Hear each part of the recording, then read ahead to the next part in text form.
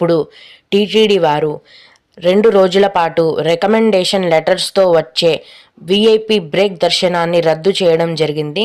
Recommendation లెటర్స్తో తిరుమలకు వచ్చే భక్తులు ఈ విషయాన్ని గమనించాలండి. ఇక్కడ టీటీడీ వారు అఫీషియల్గా ఇచ్చిన న్యూస్ని చదువుతున్నాను చూడండి.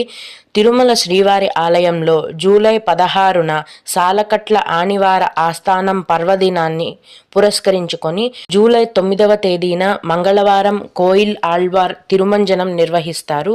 ఈ నేపథ్యంలో జూలై 9వ తేదీన మరియు 16వ తేదీనలో బ్రేక్ దర్శనాలను టీటీడీ రద్దు చేసిందండి. వాటికి ముందు రోజే లెటర్స్ని ఇస్తారు కాబట్టి, అంటే మీరు 9వ తేదీన వెళ్ళాలంటే 8వ తేదీ లెటర్ ఇవ్వాలి. 9వ తేదీన బ్రేక్ దర్శనం క్యాన్సిల్ చేశారు కాబట్టి ముందు రోజే అంటే జూలై 8 మరియు జూలై 15వ తేదీలలో రికమెండేషన్ లెటర్స్ని టీటీడీ వారు స్వీకరించరు.